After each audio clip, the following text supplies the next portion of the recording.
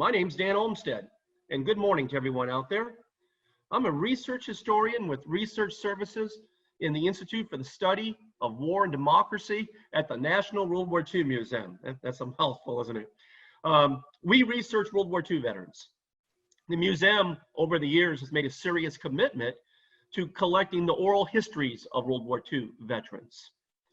The ability to do that, though, was fading really fast because of the age. Most of those veterans who served in the war, if they were teenagers when they were discharged, are now in their 90s. The ability to collect oral histories is drying up real fast. So the museum now is making a serious commitment to writing and researching the history of our World War II veterans. With over 16 million men and women serving in the armed forces during the war, family and friends today want to know more than ever about the stories of their loved ones. And that's where we come in at. We use a variety of sources, but beginning with the National Archives and Record Administration in St. Louis, we have the ability to acquire military personnel files of World War II veterans, commonly referred to as MPFs. National Archives and Record Administration is commonly referred to as NARA. Anyone can request an MPF. It's public domain, provided it meets one essential criteria, and that is it has to be at least 62 years from the time the person was discharged. So that's a revolving date. Currently, anyone who was discharged in 1958 or prior to it, you can request their record. The service is free. Now, NARA may charge you a small fee for Xeroxing or what have you, but you can't just show up at NARA in St. Louis and ask for the file of Major Cooper. And these files vary in information provided because it has to be understood that the military personnel files stored in St. Louis, a lot of those were destroyed. In 1973, there was a devastating fire that destroyed the files that were housed on the 6th floor. 80% of those files were Army files. Those files were destroyed. Now, it's interesting that at the time, people had the presence of mind of not just throwing these boxes of ashes and water-soaked boxes away. They saved them. And with technology and what have you today, over time, the ability to restore these files is really quite phenomenal. Some of these files, not all of them, but some of these files have been reconstructed. My colleagues and I at Research Services, we have actually had files, we have read through files that have scorch marks on them, water stains on them. Makes for a very difficult read. And in a moment, we'll show you an example of exactly what I'm talking about. So it takes a lot of patience, but with patience, you are able to go through these files and provide, ascertain, and pull out the information you want. It needs to be pointed out that Marine, Navy, and Coast Guard files were not destroyed by the fire in 1973. So if your loved one, your friend, served in one of those branches of the service, there's a very good chance that that file still exists. And this is where researchers at the National War II Museum come into play.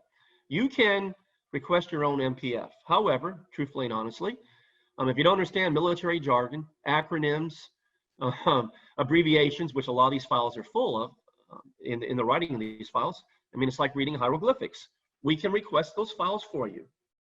And in requesting those files for you, there's some specific information we'll need. Of course, we need the name of your veteran that they used during the war.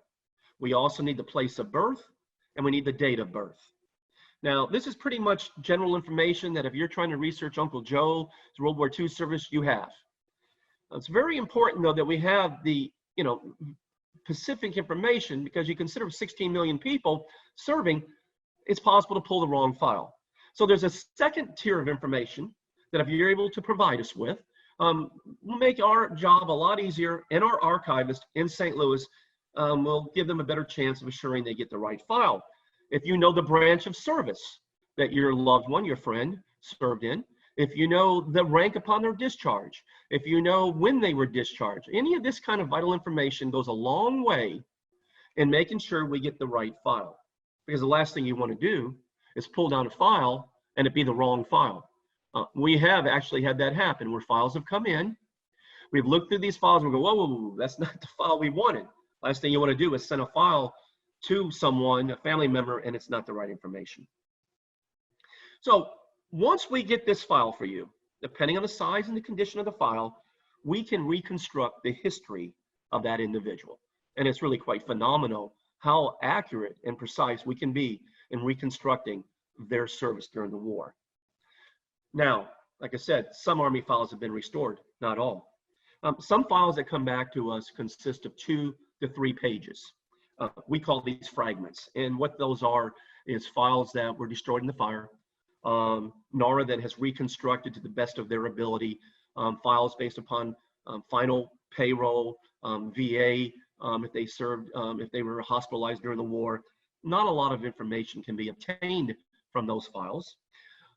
Sometimes get unit information, but truthfully, a fragment is not good. And the last thing we want to do is tell people we're researching that, I'm sorry, there's nothing there. Now, on the other hand, I have seen files that are 400 or 500 pages long, and it's incredible the amount of information there. Some of these have been files that were reconstructed. However, let me point out, the size of the file does not necessarily determine the value of the file. You can have a 12, 16-page file, for whatever reason it wasn't destroyed, and that's all that exists. But there may be some very vital documents in there which go a long way in helping you reconstruct that person's service. A lot of these files are handwritten. You can imagine that that's going to be kind of difficult to read through and analyze when there probably are literally hundreds of people contributing to that file. Some of them are typed. A lot of the Navy files are typed.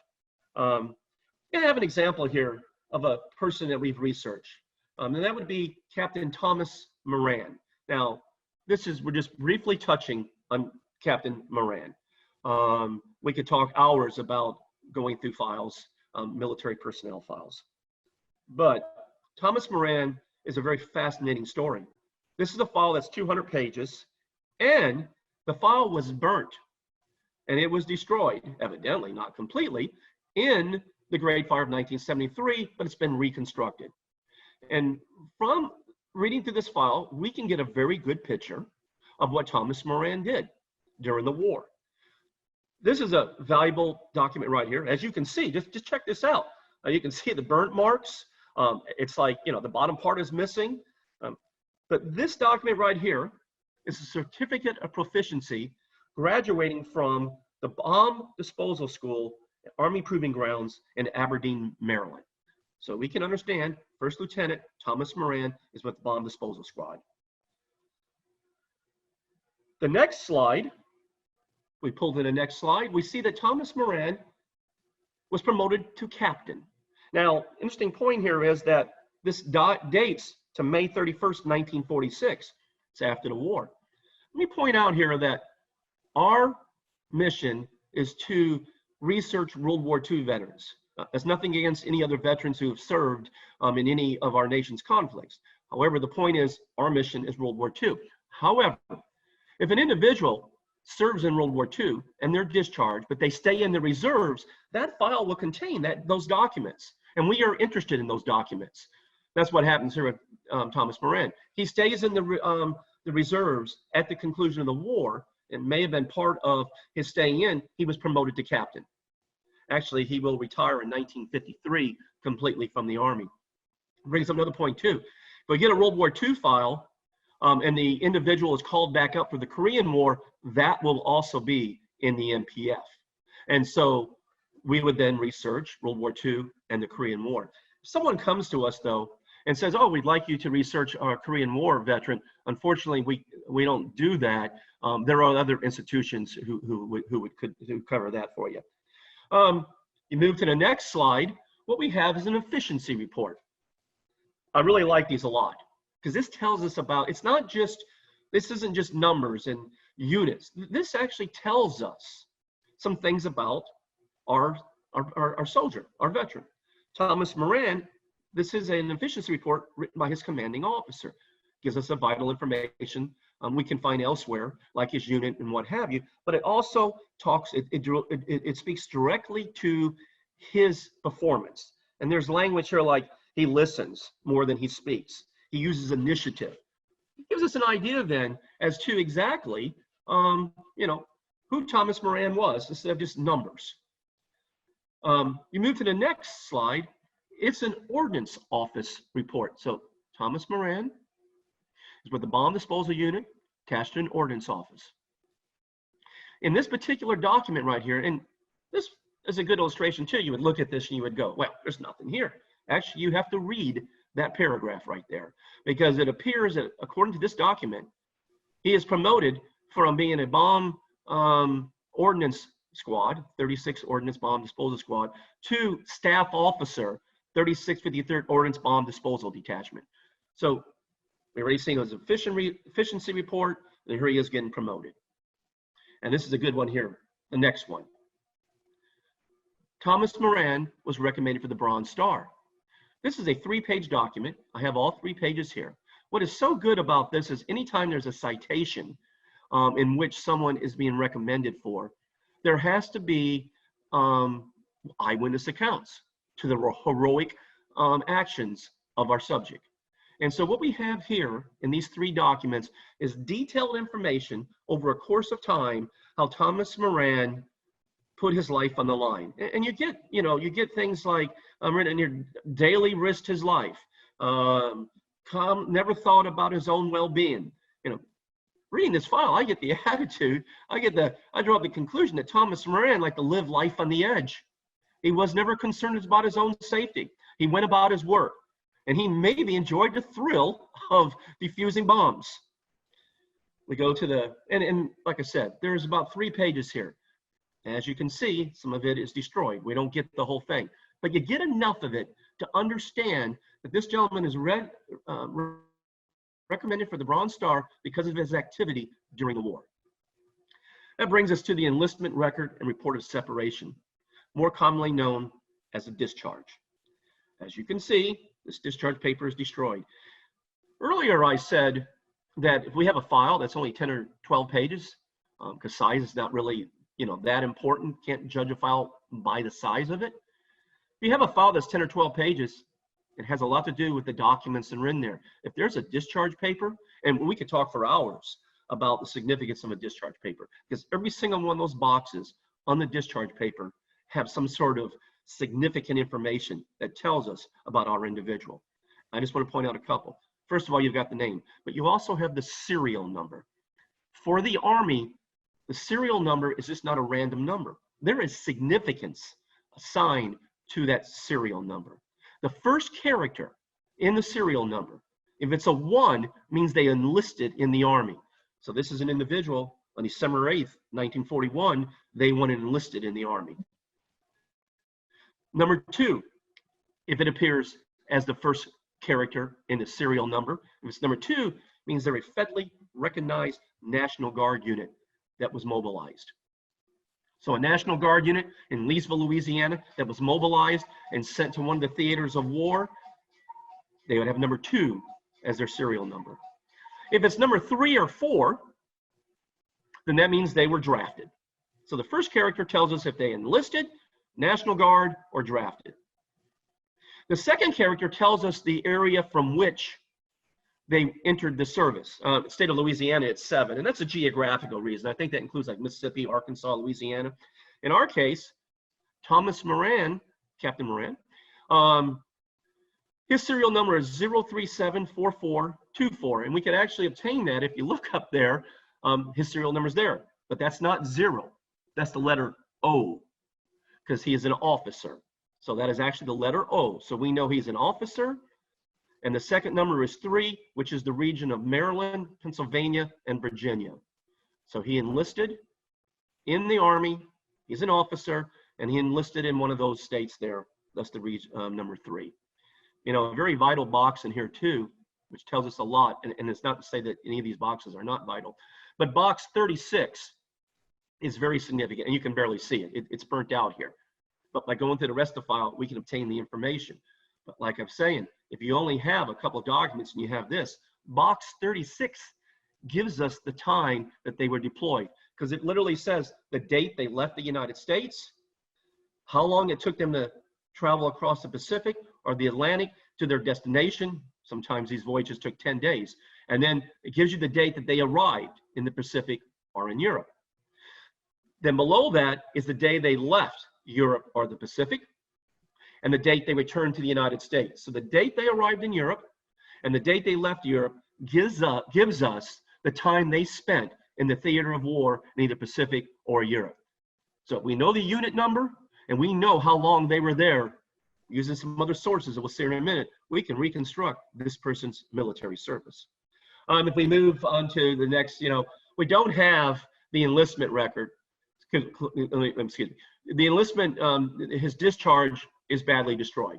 But in addition to the discharge, there are other documents about his separation from the service, which substantiate some information from the destroyed document that help us get a better understanding. And I just put these in here for you.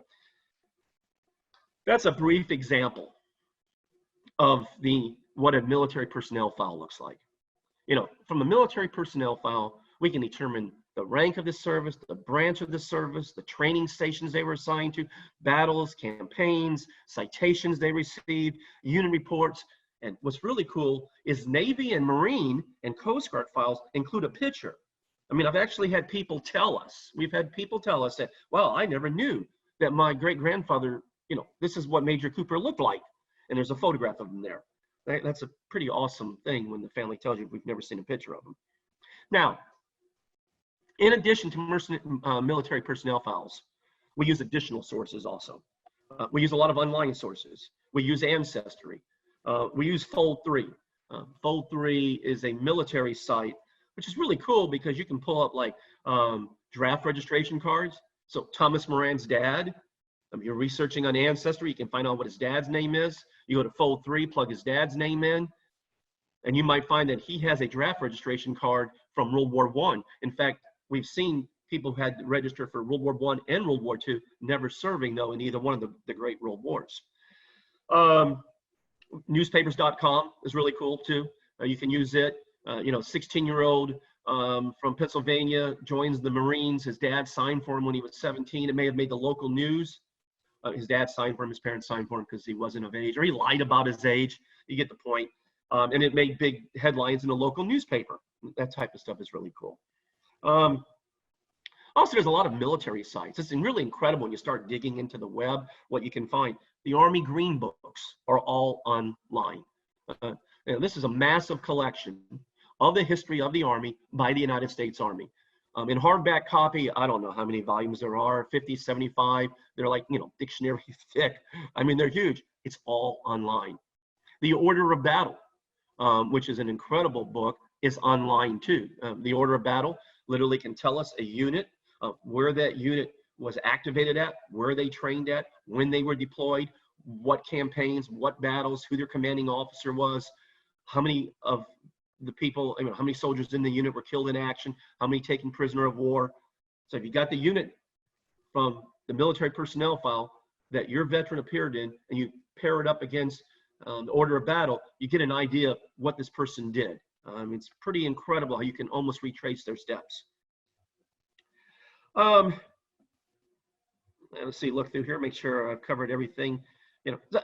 So one of the things too is you point out here about online sites. It's really incredible, the sites, because a lot of units have recorded their own history, and these can be incredibly valuable. I have I've done research for units, for veterans whose unit history is online. I did I forget the guy's name, the gentleman's name, the veteran actually, but he actually was an officer, and he was responsible for the unit's year-end reports. It's got his signature on it, which is pretty awesome.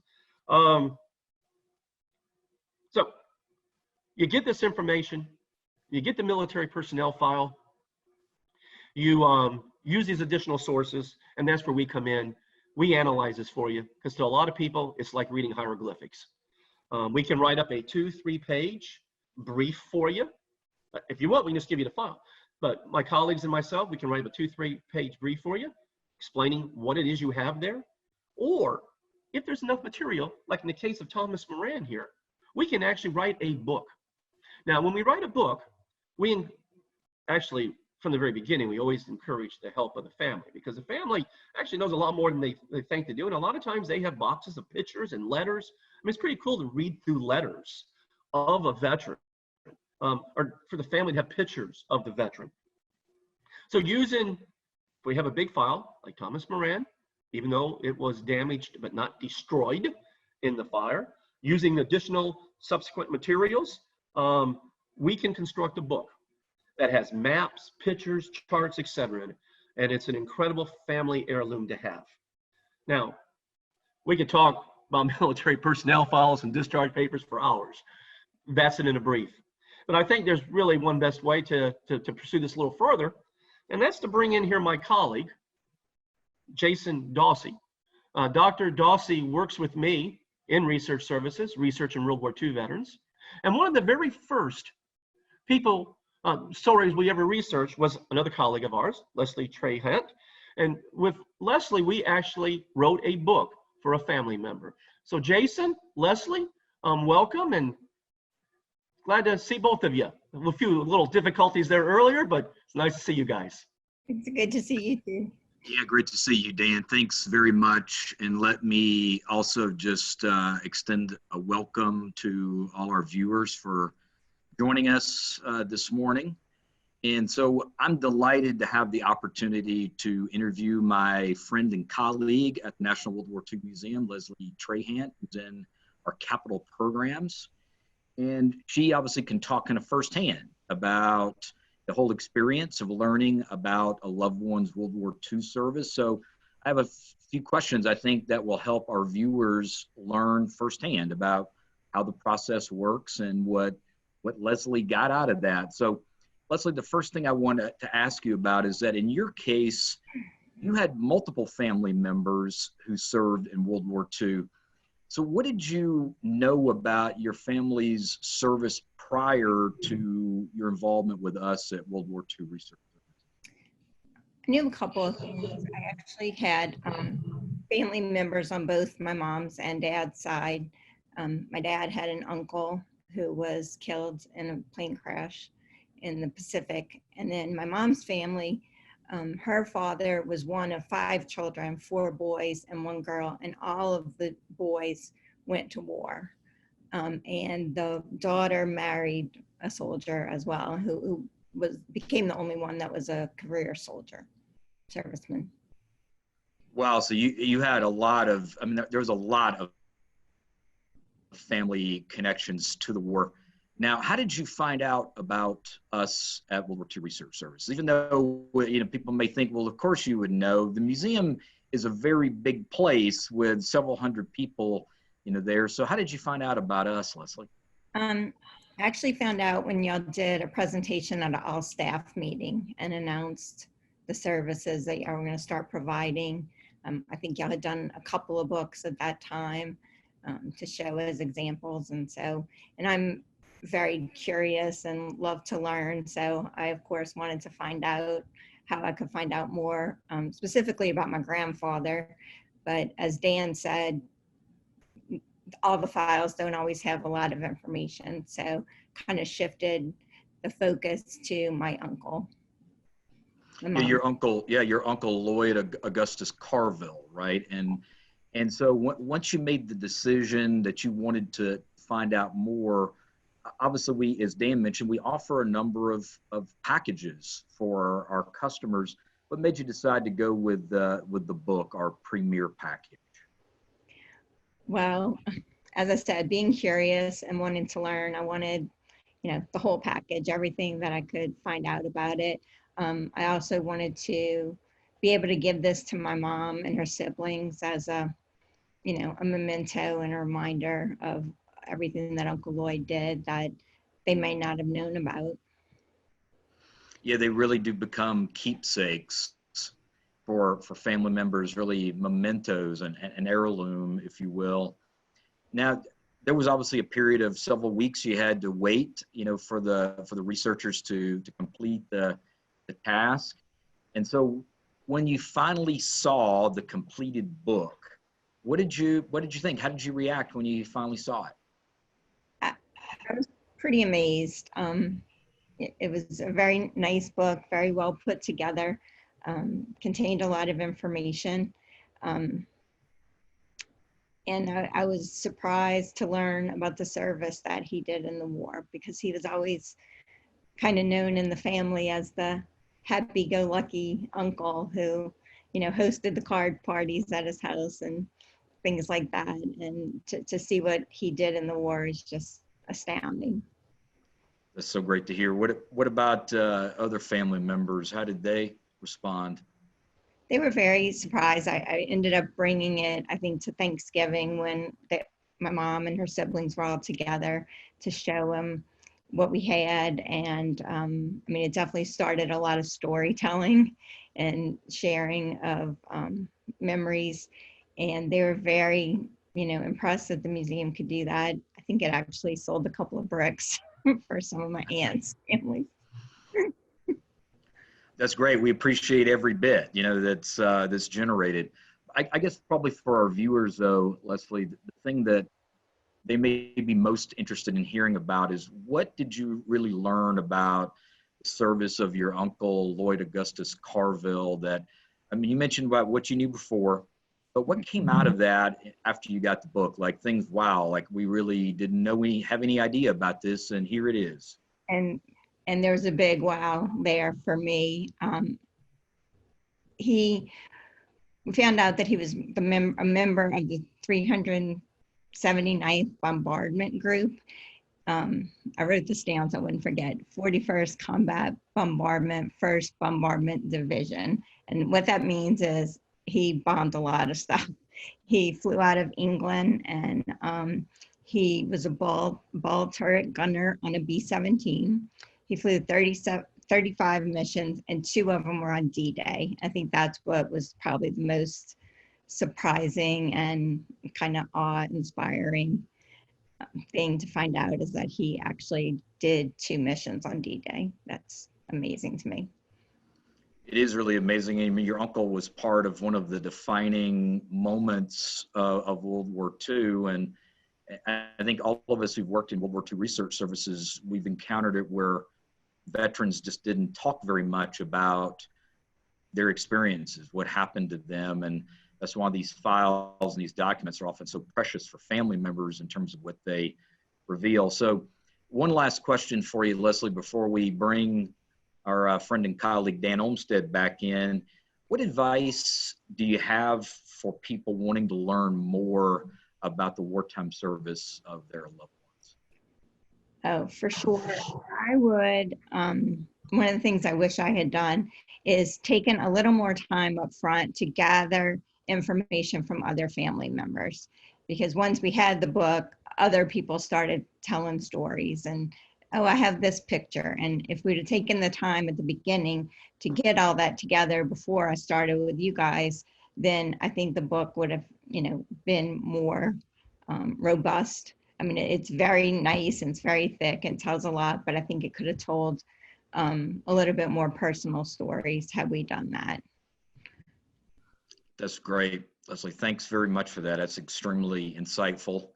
And with that, we appreciate you taking the time out to talk with us. And with that, Dan, I want to bring you back in, and I'm sure to see what questions, what kind of feedback we're getting from our viewers.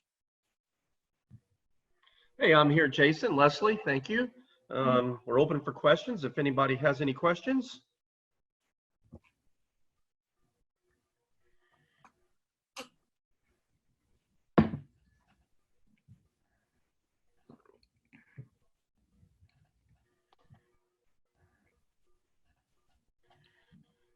Well, I think Dan, maybe I'll throw one in that we get all the time, which is how long in general does the process take, kind of on average? I'm sure then there'll be others who'll chime in too. But if for people out there who are wondering, how long does it take for the process if we wanted to do something like what Leslie did? Yeah, and that varies, as you well know, Jason. There's no time limit on recording these things, but from the beginning, the research, the actual writing, the narrative, gathering up all the pictures, talking to the family members, lots of emails and phone calls, and then designing, which we do in-house. We have a very talented person who designs everything for us. And the process takes, and don't hold me to this, our viewers, but the process takes anywhere, I'd say, Jason, from 8 to 12 weeks. it's very time consuming because at the same time, we want to make sure that the final product is something that we're all very proud of, because we all take a lot of pride in what we do. We do have a question here, and that is how, and either one of us can answer this, Jason. What is the most unusual story or file that we have ever come across?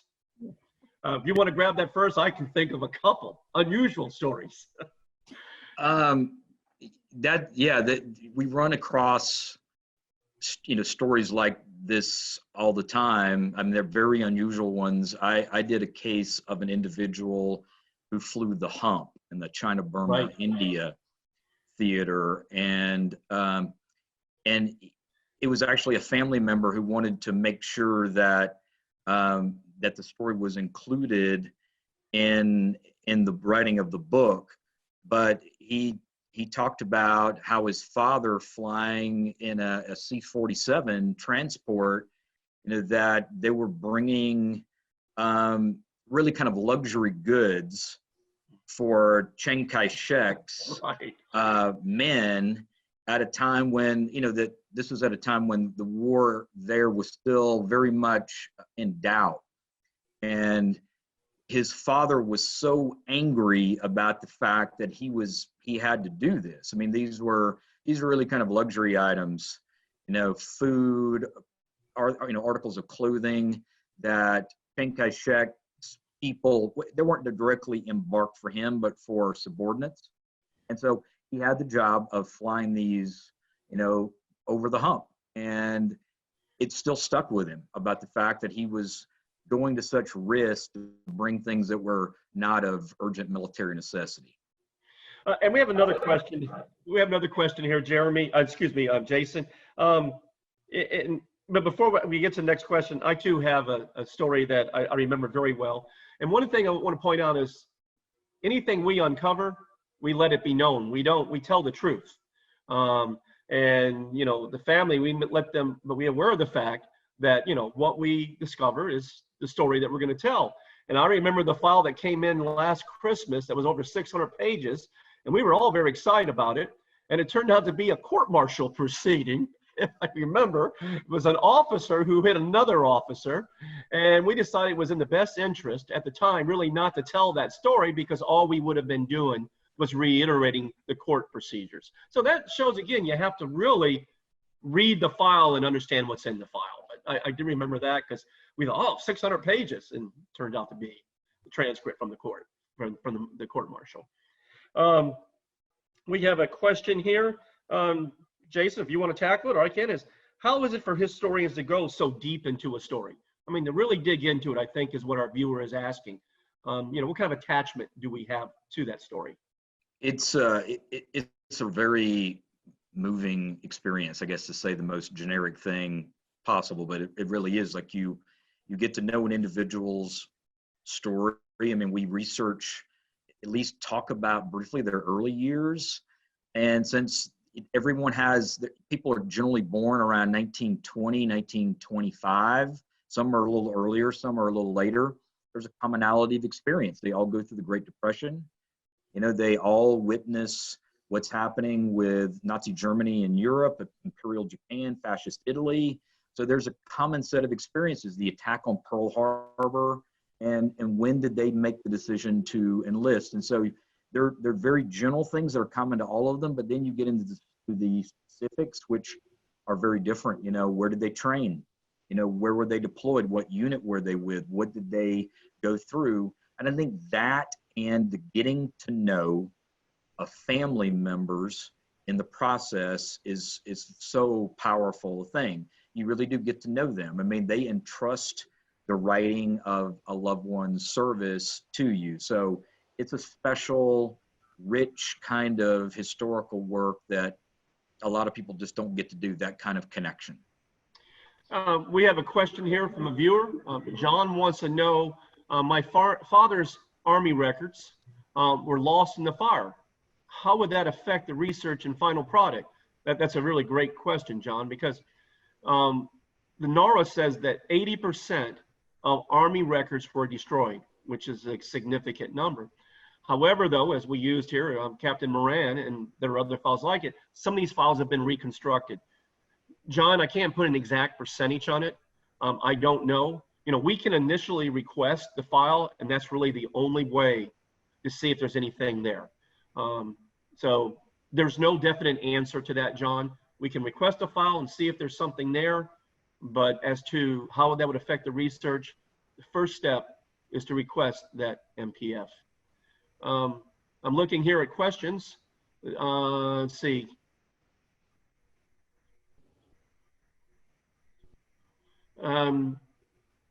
Kate asked, do you know of any other museums that do this for veterans of other wars? Jason, would you like to answer that?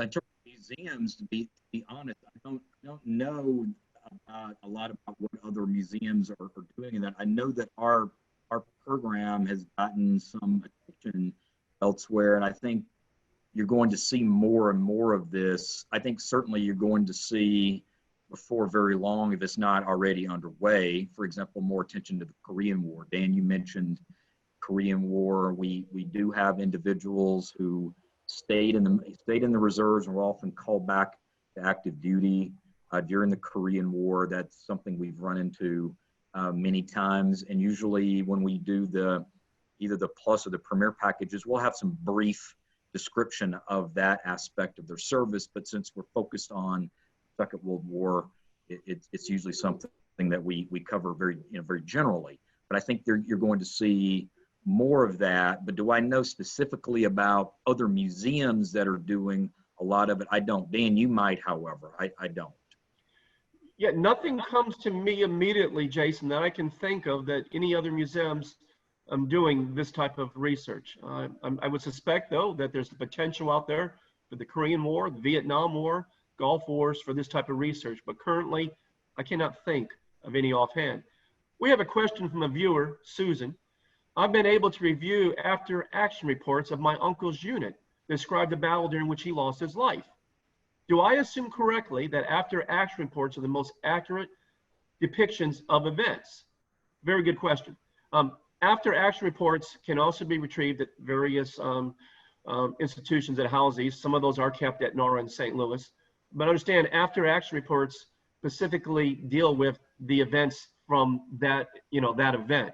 What we didn't touch on is, and we didn't bring this up, is if an individual is killed in action, that's an individual deceased personnel file. That's a different file altogether. And Susan asked, the report of her uncle's unit and that he was killed in action. That would not be a military personnel file. That would be an IDPF. And the 1973 fire did not destroy IDPFs. Individual deceased personnel files were not damaged. So even though it's Army and he was killed in action, that file would exist. However, that said, those files, NARA has taken a great majority of these offline as to be digitalized. So the files are there, but we just don't have access to them. Did you want to elaborate on that, Jason? Because you have worked extensively with IDPF files.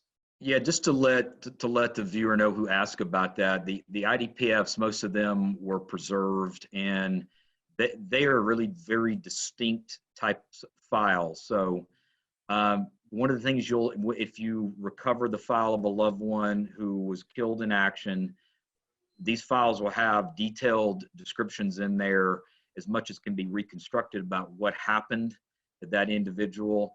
There'll usually be information in there connected to graves registration. There's often correspondence with the families, some of it very detailed correspondence with the families in there, informing them about what happened and what are the next steps to take. There are often letters of consolation that are sent to the families. But most of those files are available, but they are distinct. So if you have that file and after action reports, you should have a pretty good idea of what occurred with your loved one. We have a question from Alan. Alan asked, and I'm sure this would pertain to a lot of our viewers out there, do you all help these Cipher records that people already have in their possession? Great question, Alan, because we've actually encountered people we've done work for that their file has been destroyed, yet they show up with the entire file because the family preserved the file. The soldier came back. He has his military personnel file. It was destroyed in the fire in 1973, but the family has the file. And to answer your question, Alec, yes. If you have the file, we'll be more than happy to look at it and see what we can do with it, most definitely. Okay.